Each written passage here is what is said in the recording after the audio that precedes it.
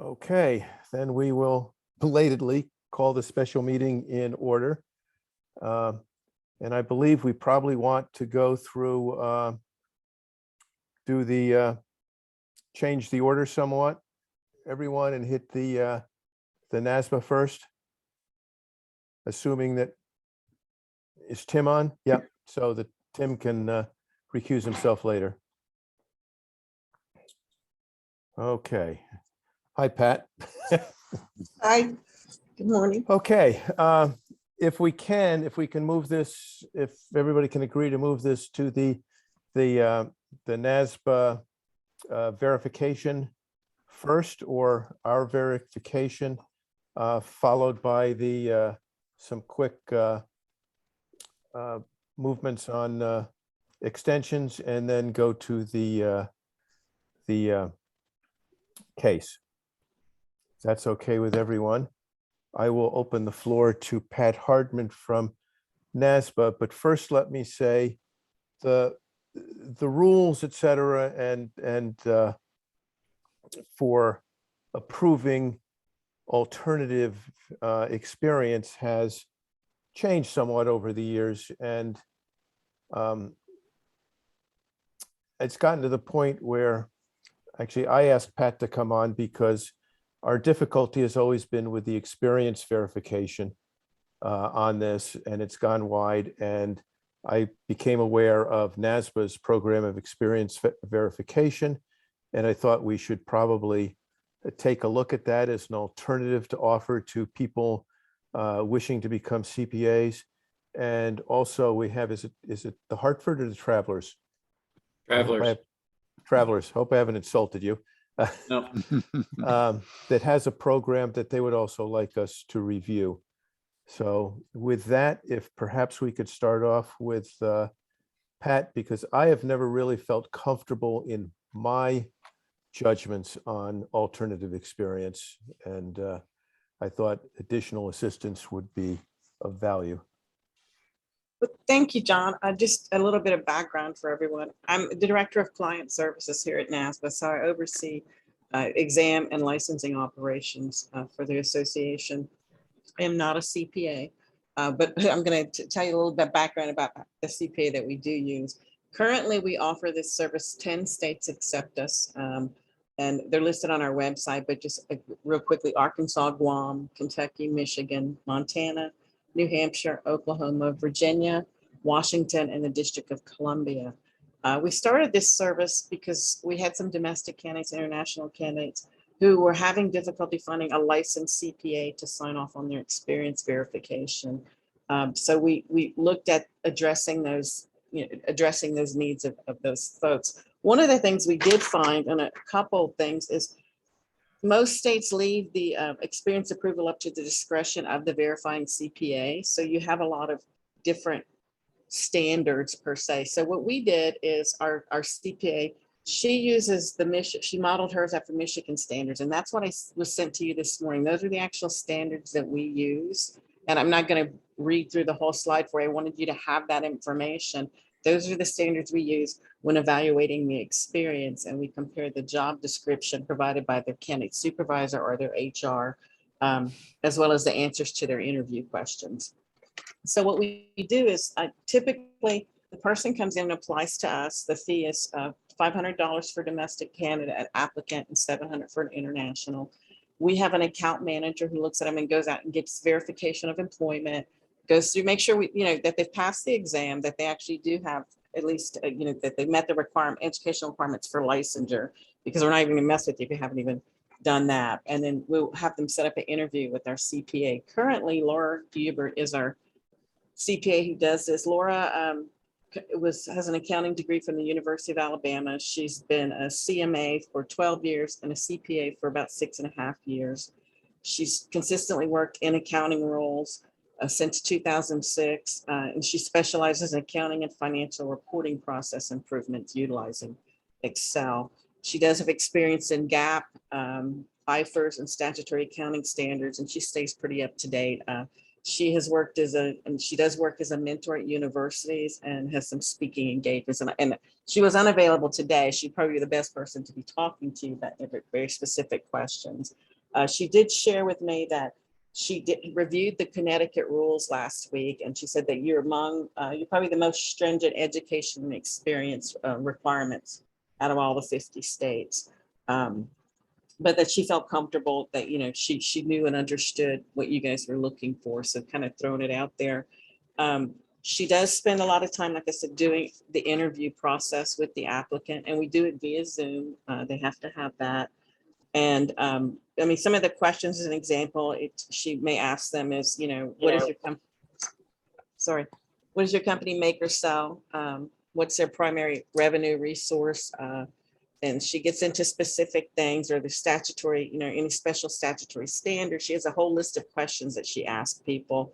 And then she gets into the specific roles that they have. So, and she'll look at if they're like a tax specialist, she'll ask what type of industries and business structures they prepare returns for. Some other stuff. If they're an auditor, she has some specific questions that she asks them for. At the end of that, once she determines that the requirements that the person's experience after the interview matches, number one, their job description, and she feels that it's appropriate and meets that state standard, she again applies it towards the standards we sent out this morning, and then makes a determination if the experience is acceptable. And then it comes back to us, and then we send that report out to the board. So that's just a quick summary of what we have available. It's available for people who want it. The state has to accept it. I mean, we don't just do it randomly. We make sure it's for a state that we've been approved to provide that service for, and then the applicant could go on and obtain their license. So I'd just say, if you have specific questions for me, or anything that I can answer. Again, the document that was sent out this morning is very detailed. She did model the acceptable experience in accounting standards pretty closely to Michigan, because she felt that they were very specific and thorough, where some states were not. She did a comparison. So that's where we get the qualifying work experience of what we find acceptable. And like I said, it's in a PowerPoint presentation. As you guys see this morning, it does have very specific information. I didn't feel that you wanted me to read that all to you.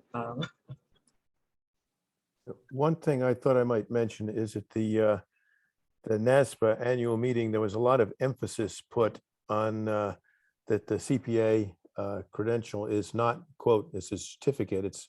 It's meant for protection of the public and is not just a credential or a diploma. And one of the things that they look at in this is what this person is intending to do along the lines of what the purpose of the CPA certificate and the oversight and the responsibilities of the holder is. And that is something that we've always sort of wrestled with a little bit, because there are people that are using it purely for a non-CPA credential. So that is something that they also address. Yeah. Are there any questions? We're very clear on the fact that you must obtain a license in every aspect at NASPA, Right. as we push for the actual license. It's not a certification. It's not just a credential. It's a license.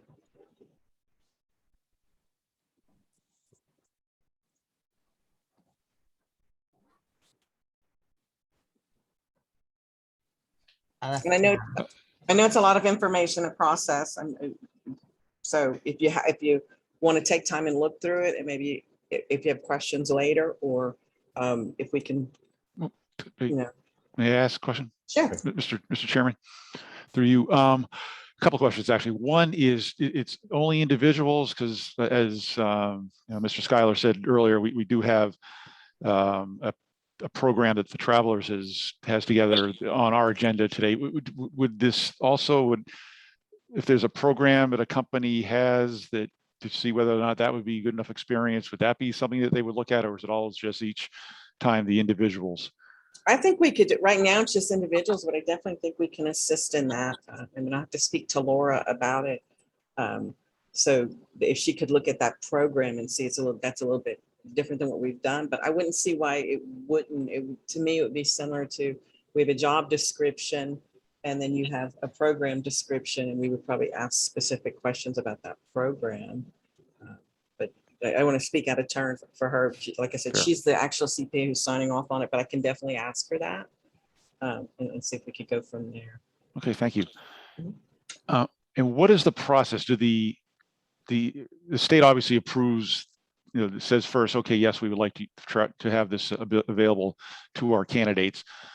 So then I suppose, I guess the candidate would still come to the state first, and the state would say, go to NAS, we would direct them to NASBA in this program as a potential. Right. Well, Post. once we post it out there. And so a lot of it, quite honestly, we get people through word of mouth, especially from the international arena. They'll find out, I don't have a licensed CPA to sign off on my experience, what I do. So they would probably ask you that question. You say, great, go to NASBA. And that's where they would find the experience verification. They would apply to us. But if they found it on the website, they would be able to do that. But we have to start first with the approval that the board would accept our verification. Okay, thank you. So this is Marcia. I have to apologize that I just got the stuff and didn't actually have a chance to read it. But in listening to you, we do say, I think in our statute, that a licensee has to sign off on it. How would that affect all this? So she is, number one, Laura is a licensed CPA. So this is for people who don't have their work experience directly under the supervision in most cases. So some say, well, must be signed by, it started with international because people just weren't working necessarily under a licensee. Maybe they weren't working in audit or something. So that's where they were like, I didn't work for a license under the direct supervision of a licensed CPA, or I'm in an international country and I worked for a chartered accountant and not a US CPA. So just depending on what those are. But Laura is, let me make it clear, she is a licensed CPA. So maybe I said that wrong, that I think our statute says that they have to be working under a licensed Right. licensee, and not just have a licensee sign off, if I Right. understand our statute properly. That's my understanding also. So you would have to look at that. That's a statute if you wanted that. It could be that, if you have something that doesn't fall within the norm and you want us to look at it, if the board wanted us to look at something unusual, we would do that for the board and say, yeah, we would take that experience. So it could be just that we can consult with the board if that's what's necessary. If you can't change your state, because I know changing statute is a challenge and time, it takes some time. I'm aware of that. But in the meantime, like I said, if you don't wanna offer Interestingly, it's services- harder for us to change a regulation than it is to change a statute. That's true. That's amazing. Well, in most cases, it's the statute, but we can definitely look at it and see. It would be one of those things that you'd want to make sure they sign off. And you could be specific about it. Like I said, this program was launched basically when we started out, we had a lot of international candidates whose work experience was not under a licensed US CPA. And they were saying, what do we do? What do we do? And we took it on because we didn't want just everybody out there signing off on experience. We wanted to make sure that there was some consistency to it. And that's what we did with the qualifying work experience, of saying, this is what we would consider acceptable. Again, most states don't necessarily have very specific, they leave it to the discretion of the verifying CPA. So we just went ahead and put together this chart that says, this is what we will use as our standard. And then we have, if we have any deviations from it.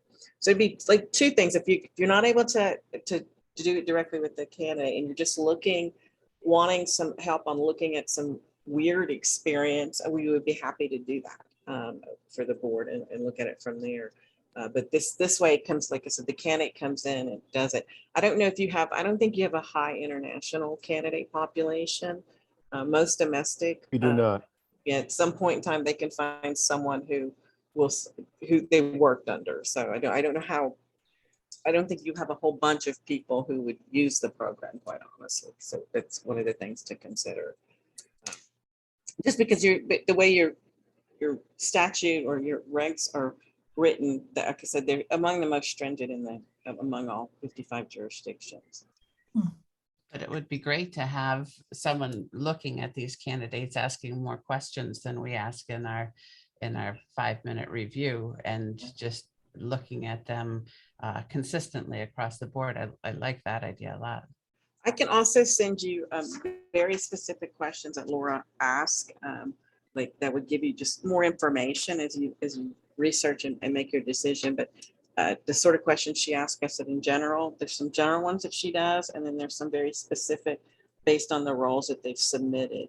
And she may, I mean, depend, of course, these would just be typical questions. She may do a deeper dive or something, depending on what the coursework and stuff is, or what the experience is and where it's at. Something like she says, if they work in an accounting department, a business, she has a certain level that it needs to be at, the level of accounts receivable, accounts payable, and payroll processing. And like she said, they should have some participation in month end. So she has very specific things that she's looking for and work towards. And she might consider other jobs that they've looked at and done, because she said very few have only worked a year or two. So most of them have more than 2 years experience when they're coming in. Again, we have high international usage here. We do have some domestic, as you can tell, because we've got like Arkansas doesn't have a high international candidate population either. So we just kind of fill that gap for that board where they have, like, someone can't sign off on it. So. They're a cost. I would suggest that perhaps we should discuss this at the next full meeting, now that we have this information, and after we also listen to the presentation from travelers. And I'll also, John, I can send you guys the questions from Laura, some more details from Laura. That'd be great. That'd be great. Because I know in the past we have certified programs, such as I believe that the Travelers is going to present. And so taking a look at our regs, our statutes, and to come to the best input, including a not mandatory, but a non-mandatory option if it's appropriate to use the NASBA program.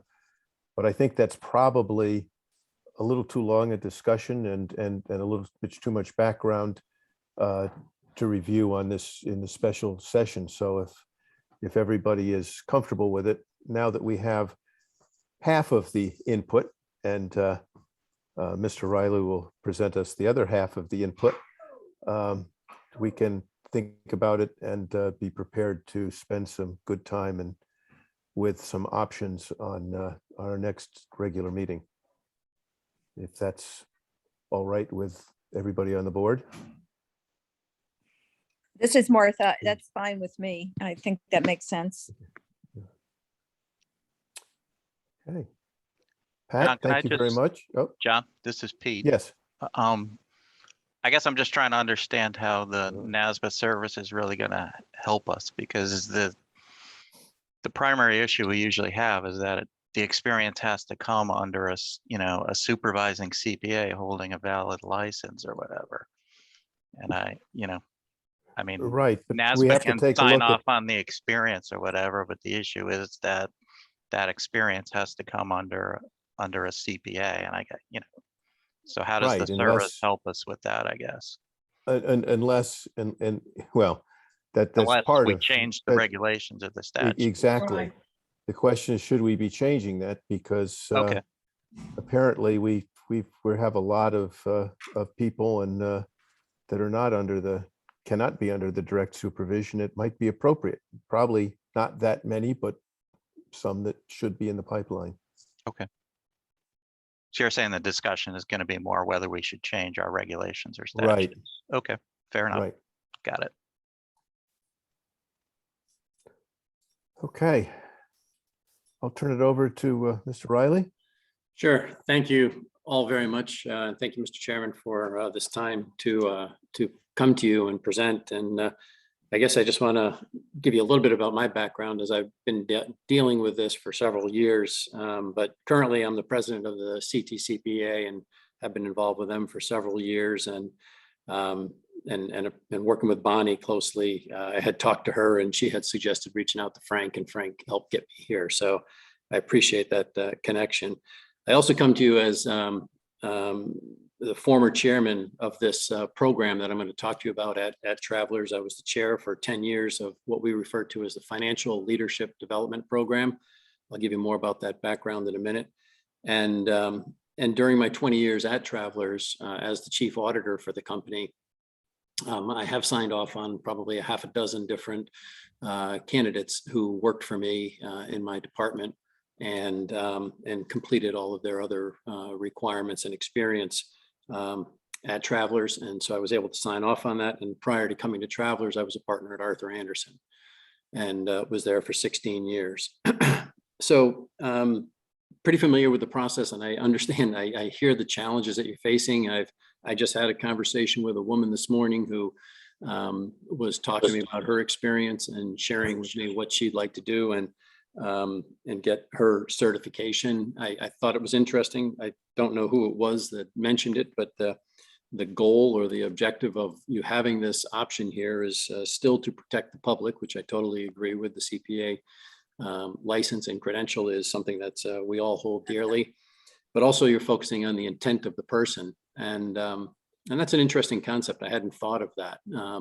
Many people don't go into signing opinions, signing tax returns, but many people have a great career in the accounting world with their CPA credential, and that credential helps them to be successful in their world. And that's what we're looking at Travelers. We've hired several CPAs into our decentralized finance organization across the company. Many of them have Big 4 public accounting experience, or Big 8 for those of you who recall, going back. But what we're doing now with the leadership development program in the finance space, and we have these programs in technology, we have them in actuarial, we have them in operations, we have them in product development, but we have the one I'm speaking to you about today is solely on finance. So it's the Finance Leadership Development Program. We hire students out of campus, off campus. Basically, historically, they have been finance majors. And what we have found is that those finance majors, as they go through our program and continue their career throughout Travelers, there's a little bit of a glass ceiling because they're not CPAs. Okay. And because our CFO roles, we don't define it as being requiring a CPA, but certainly is something that we all value at the leadership level and something that we believe is important. So we've been refocusing our recruiting in two ways. One, we've been focusing on accounting graduates coming out of school. We focus at UConn and Bentley and a number of the local great accounting programs, Quinnipiac and others, and have shifted our recruiting more towards the accounting organization, which is why we want to have this path for them to get their CPA. We know the regs that you have here in Section 7 talk about the industry experience on the credentialing, and I want to spend a little bit of time talking about that. But we've also been bringing in people from outside, from public accounting, and bringing them into the program with a couple of years experience. So those two have been very successful, and that's some of them come with 1, maybe 1.5, maybe not the full 2 years. Some of them come with 2 years, but that's about the maximum we want because we're really looking for people early in their career to go through this program. And as I said, we're developing these folks to be finance leaders of the future. That's our mission. That's our goal. And we use finance as that is all of our accounting. That is all of our financial planning and analysis, a lot of our product pricing analysis. And that's why when you see these rotations that I was able to provide to Frank, that many of them talk about closing the books, posting journal entries, doing account reconciliation, analyzing results on a periodic basis, doing cost management. We call cost management, but it's a product profitability analysis in the insurance industry. We're not adding up component pieces, raw materials, but we're looking at, loss experience, settlement risk experience, cost of administration of policies and claims. Those are all cost components to us, and that's truly cost management, in my view, in the financial services industry. And I think you all have seen enough of that over the years. Not sure how many of you have insurance backgrounds, but happy to spend more time talking on that. But And then many of the other rotations, we have financial planning and analysis. We have one that's works for the tax director. We have, I have 4 rotations that are in internal audit. So many of the CFOs, the segment CFOs, would like to require them coming into corporate audit, my organization, to do a 1-year rotation so they can learn all about Sarbanes-Oxley. They can learn about the ledger closing. They can learn about the control environment and the expectations around our risk management hierarchy. And I felt it a little self-serving for me to mandate that when I was the chair, but of the committee. But since then, we've continued to circulate a number of folks through the program, through my organization. So it's broader. It's not just the corporate audit space. It's the finance and reporting avenues that these folks take. And they do 3 1-year rotations. At the same time, they're doing a class that's taught by Mark Lacedonia, who teaches at the University of Hartford as well. He's one of our former CFOs. He's in retirement. He's doing a part-time gig right now, but he teaches Introduction to Insurance, which is all about the insurance basics of product definition and the number of the components of understanding the industry of the applicant employer operates, including competitive situation and key issues. Your first point on the experience. So that's a 6-month class. He also teaches an intro to insurance accounting, and that gets into the statutory and GAAP, because we are regulated by the states.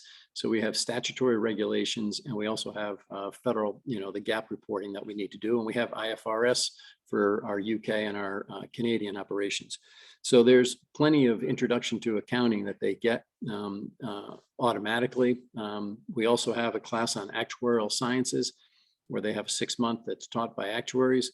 I teach a class on enterprise risk management, which gets into controls and gets into the whole risk management hierarchy from the board all the way down to our operating committees and throughout the company, but clearly focused on our Sarbanes-Oxley requirements.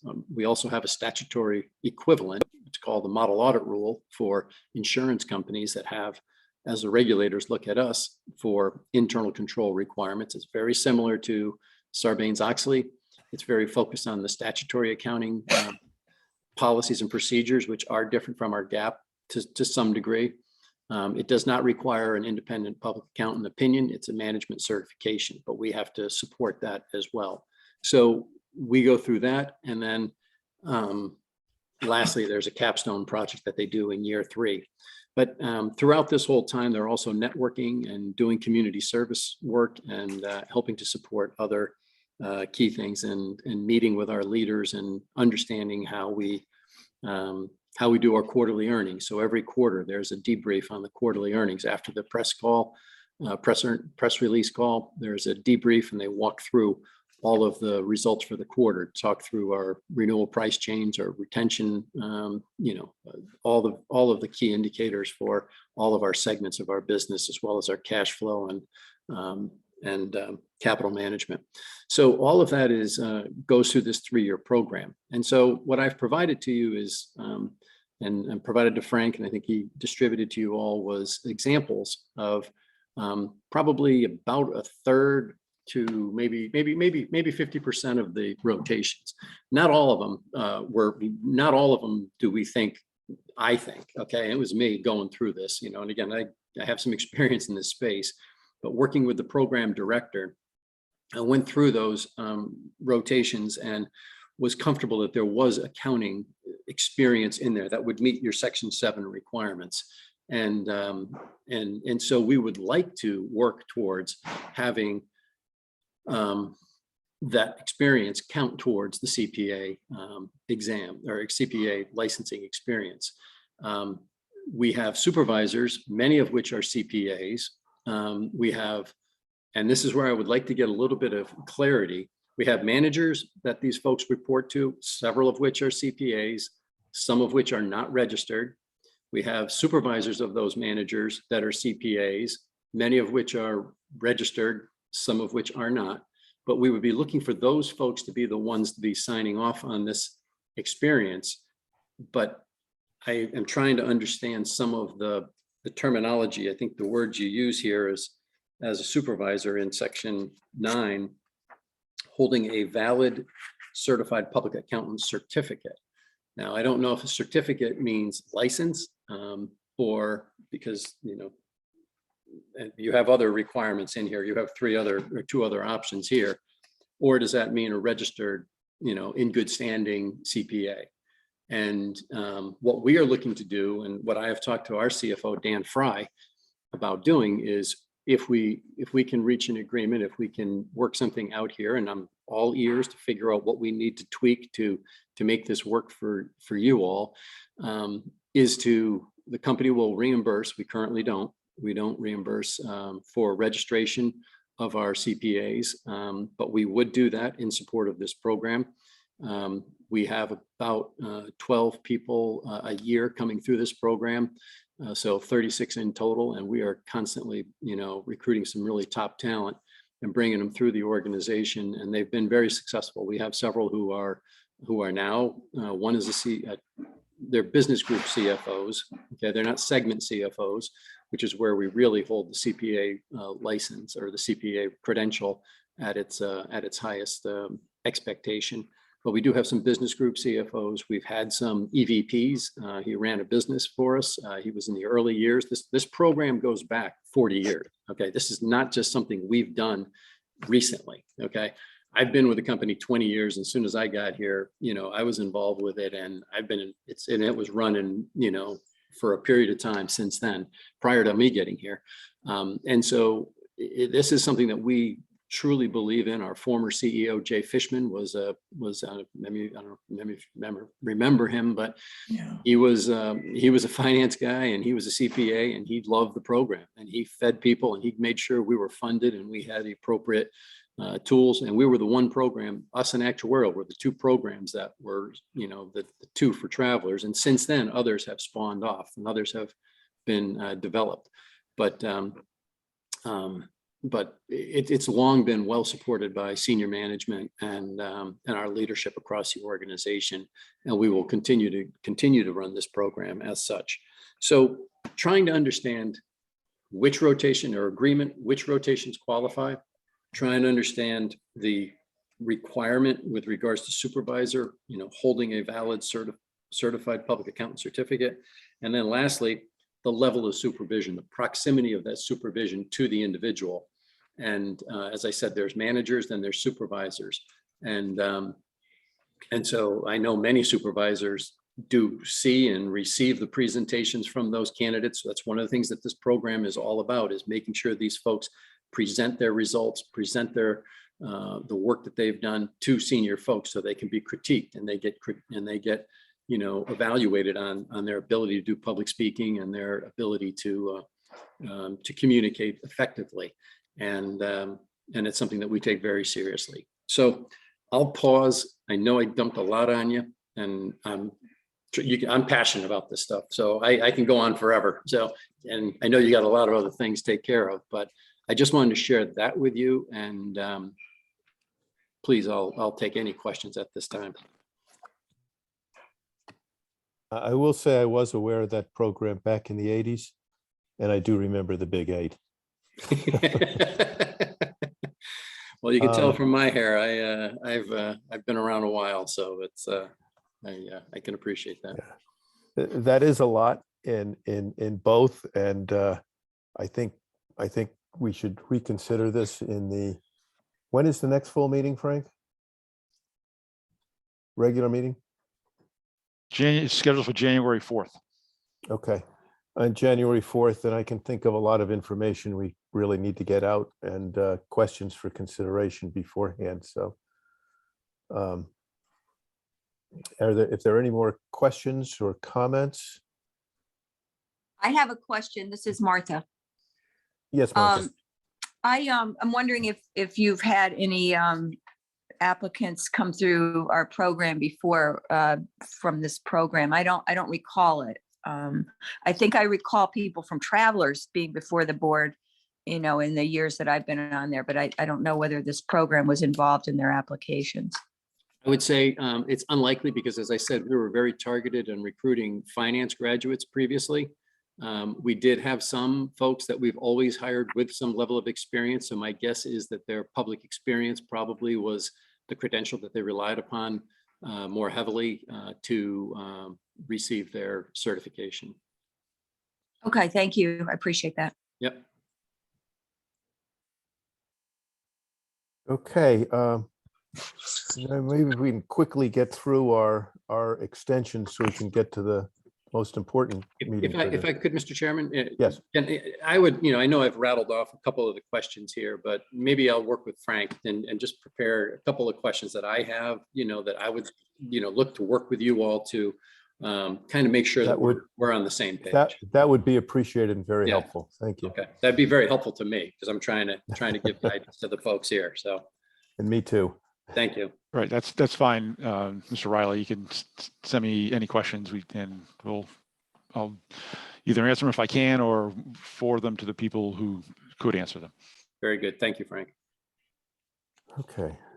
Frank, do you want to take it for the extensions? And Okay, it's actually not an extension. It's just the question of carryover attest credits. This I did bring this up kind of as a new business at the last regular meeting. We had at least one candidate, and the NASBA asked us if someone, for the purposes of CPEs, they have to have 8 hours of attest credits every year. And the question is, let's say they have 10 credits 1 year, could they carry over 2 of for purposes of this requirement, could they carry over any that are more than 8 right. to the next year? And it's a policy question for the board to answer. And apparently, according to NASBA, it must have predated when the board coming over to work with DCP. The current rule is to accept that. I can't remember now. It's no, to not accept it, right? So the question then is, would we want to do that, change that? I believe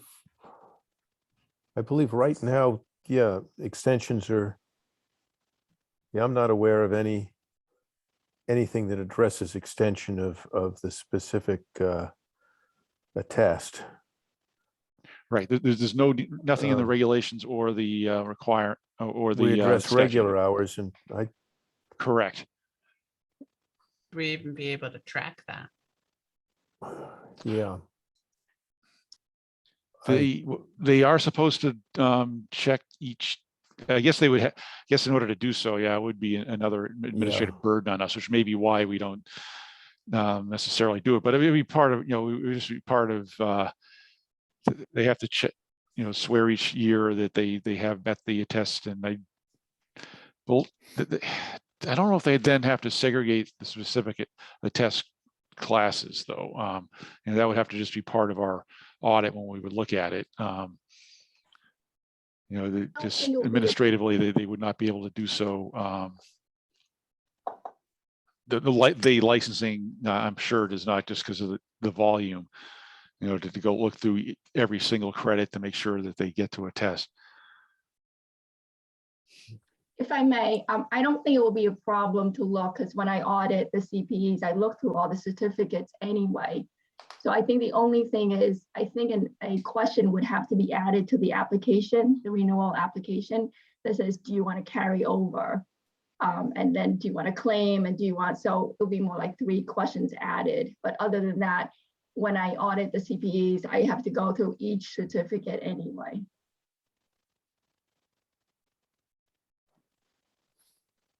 Okay, so I guess there's 2 questions. There's 2 questions here. One is the desirability of extending the carryover to include on the attest requirement, and that would be the first one. I would say we've never had an issue with it before that we've heard of, and I would keep it as simple as possible, that 8 hours is not a lot. Doesn't seem to be an excessive burden to remedy the 2 hours.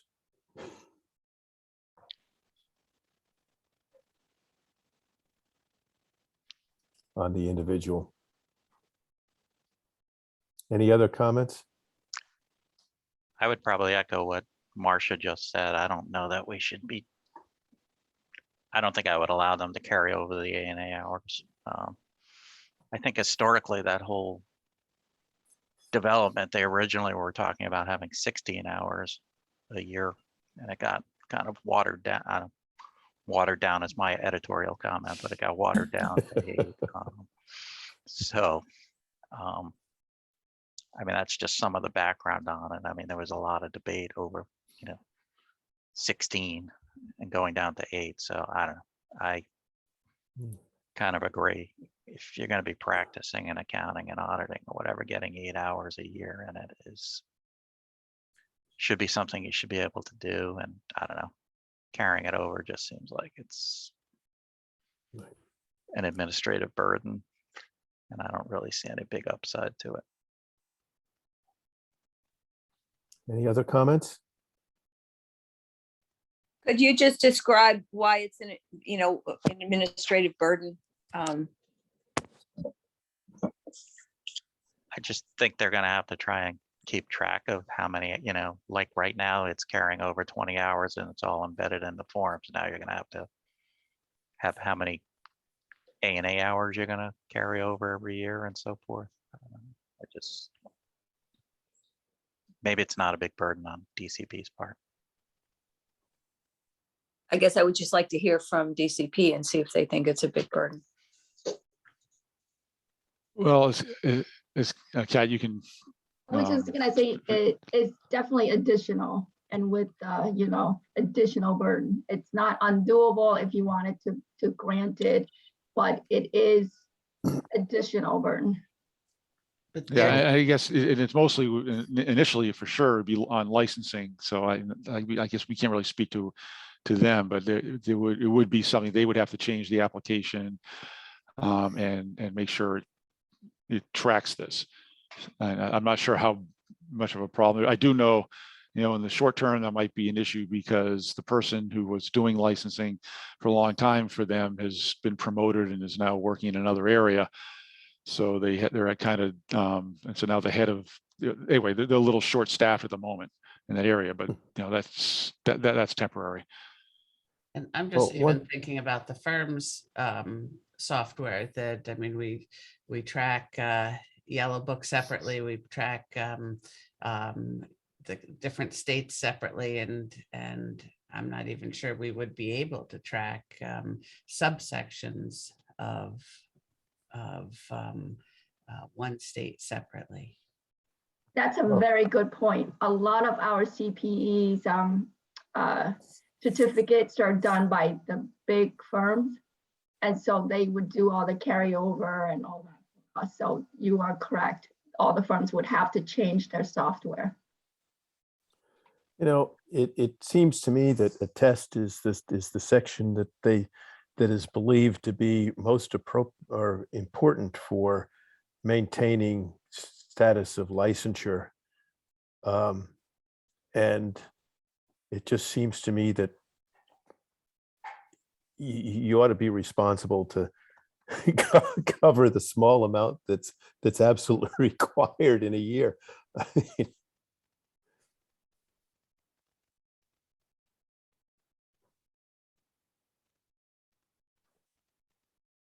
Oh, that could have killed conversation.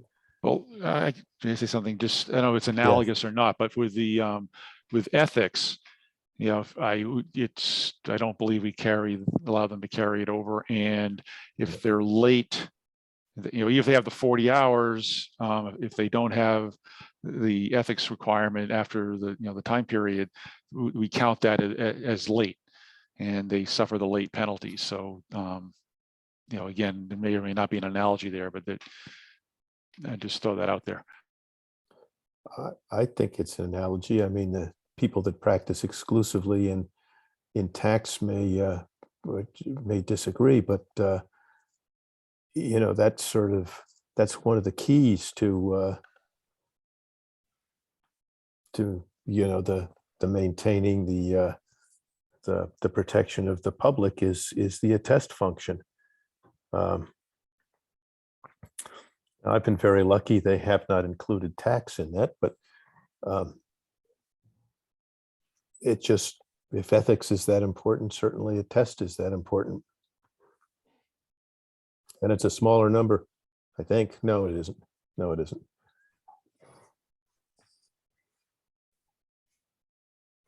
Well, anyway, I would have entertained a motion if anybody's got any thoughts.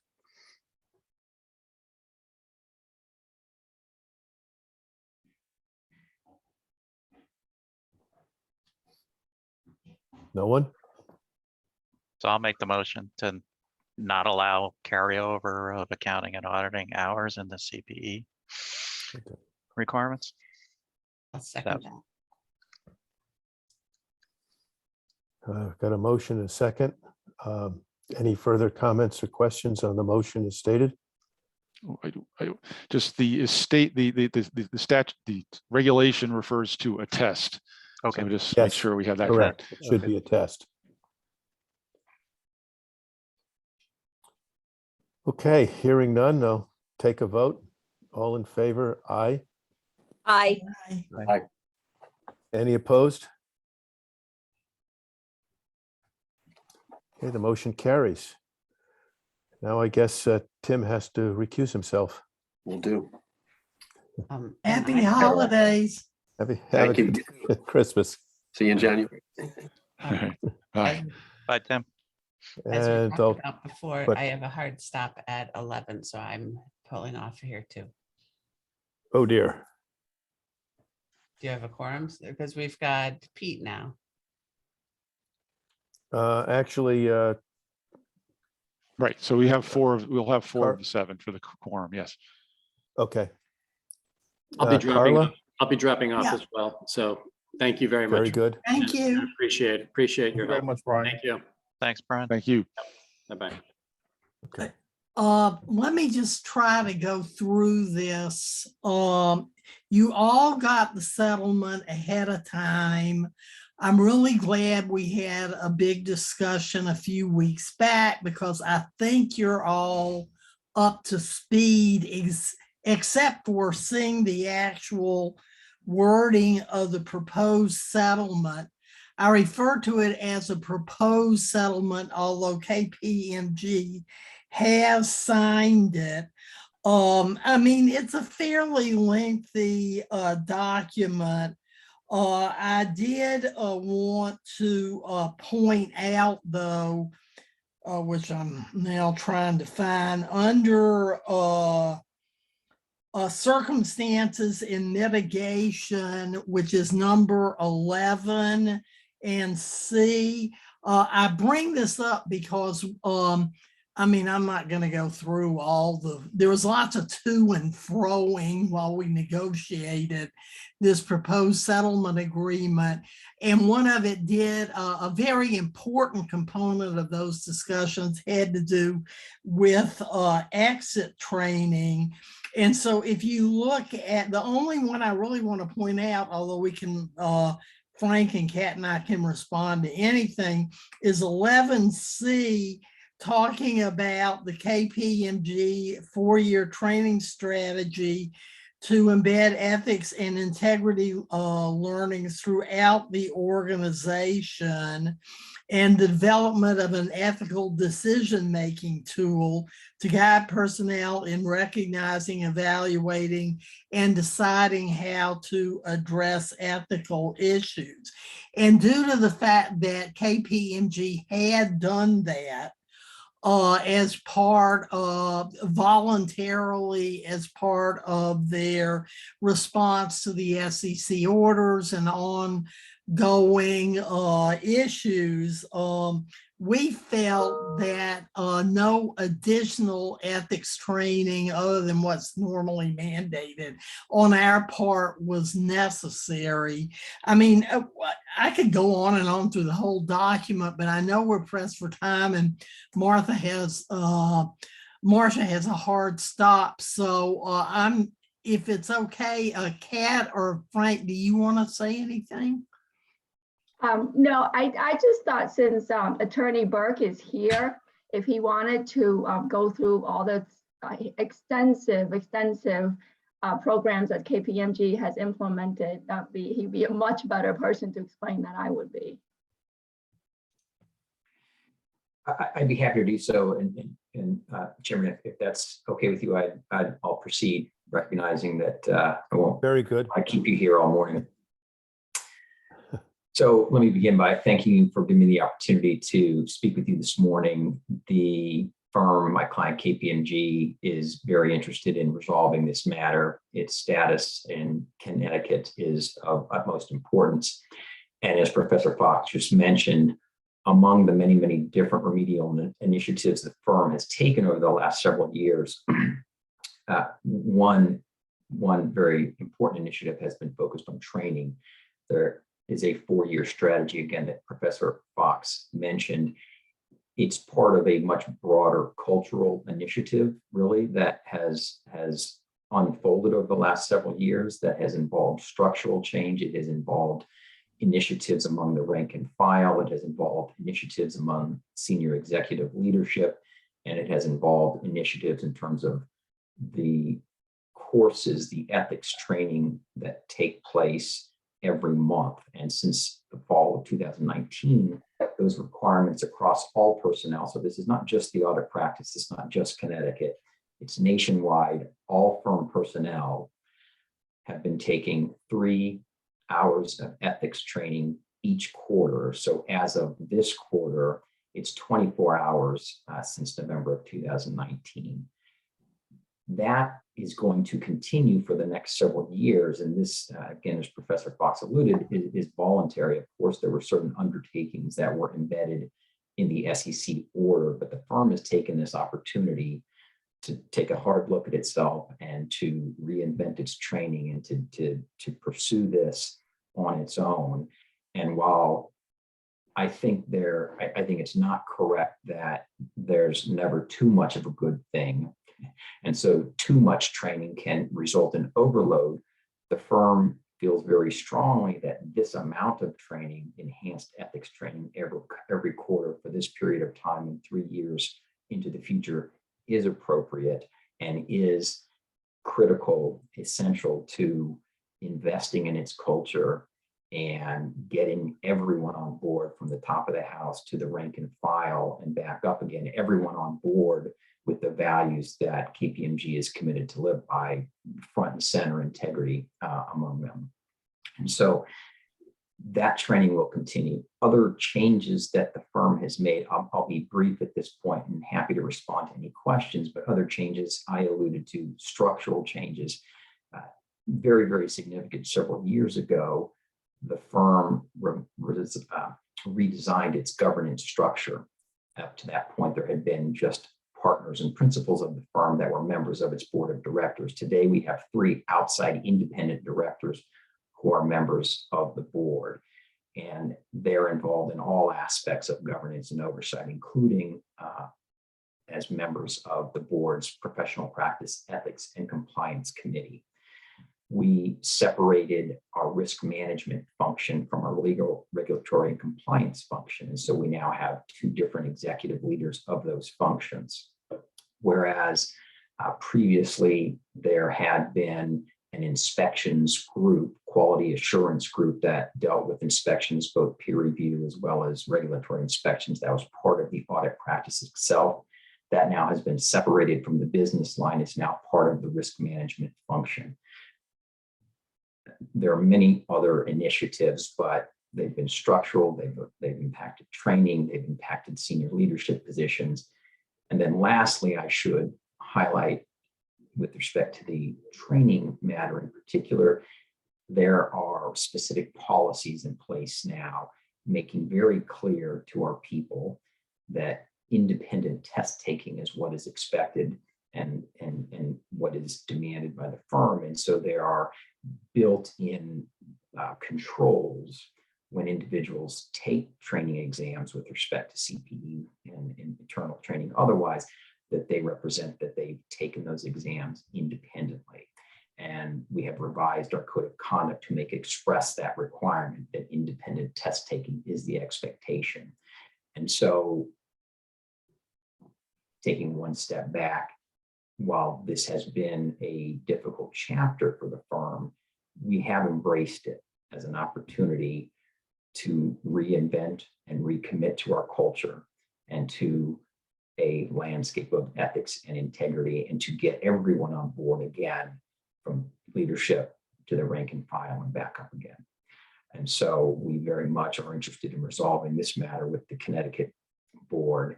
And I appreciate very much Attorney Arsenault's professionalism throughout this, and Professor Fox and Mr. Vanelli's involvement and professionalism throughout this. And I hope that the board sees the value of resolving it on these terms.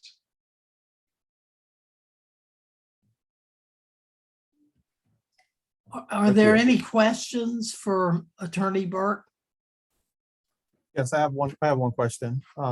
In terms of the steps that KPMG has taken place to change the culture, and for example, with the ethics classes that are being provided, is there any documentation or communication that once the settlement goes into effect, that KPMG will submit to the state of Connecticut to show that this work is being done? There's not a provision in the terms of this consent order as it exists now that be submitted to the Connecticut board. It is a requirement, the satisfaction of which is meticulously tracked internally at the firm. And so the answer to your question is that there is not a reporting requirement by virtue of this settlement, but I can assure you that this is a requirement that internally is meticulously tracked. There is an administration of this that is very sophisticated and diligent, and so that's how we're approaching it at this point. Okay, and I take it it seems like point 25 of the agreement would kind of cover that, just in case if the board comes in and would ask to inspect any documentation, interview individuals and so forth.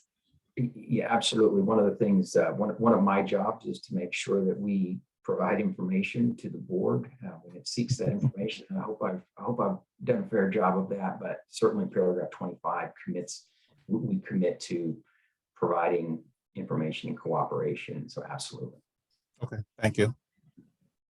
I just also wanted to add that KPMG has one of the most extensive and thorough CPE programs.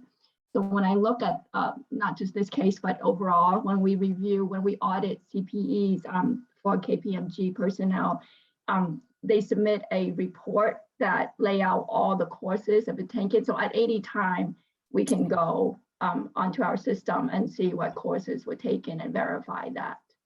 Okay, so that's another way to verify that they're falling in compliance. Okay. Thank you. Any other questions?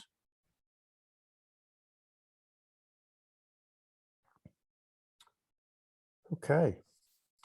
I believe a motion to accept the settlement is in order.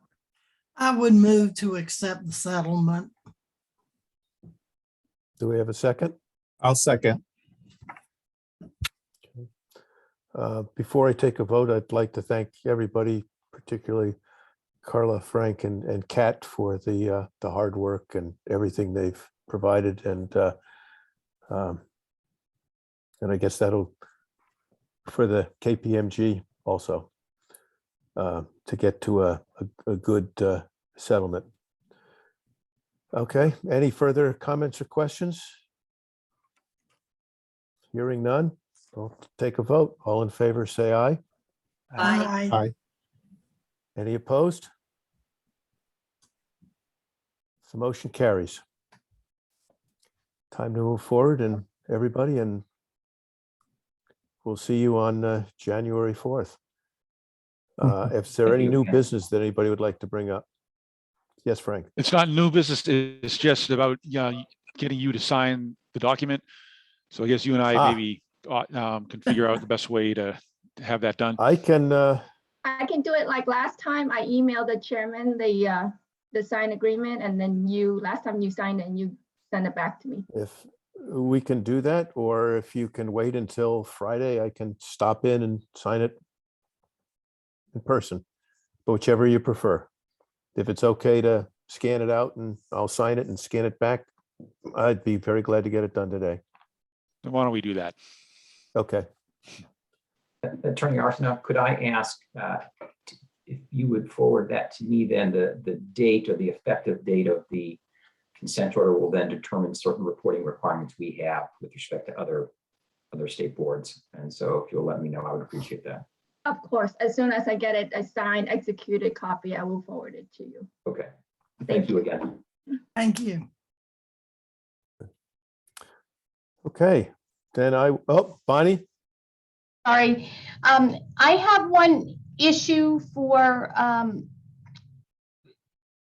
requesting for the next meeting. Is this an appropriate time, or do you want me to wait? no, it's appropriate.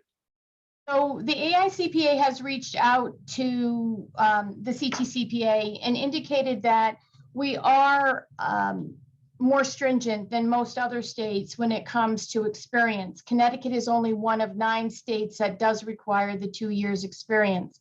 There's some talk about this earlier when the person from NASBA said of all the 55 jurisdictions, Connecticut's the most stringent. And so when you're talking about the discussions as to what we might want to require or no longer require during the meeting in January, I will offer to put together some explanation of how Connecticut compares to other states, but there's concern regarding being overly stringent with the pipeline issues that the profession has, not only in Connecticut, definitely in Connecticut, but throughout the nation right now.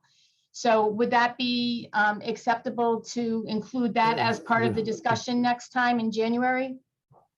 Except not only acceptable, but highly welcome, because I was thinking that we had to,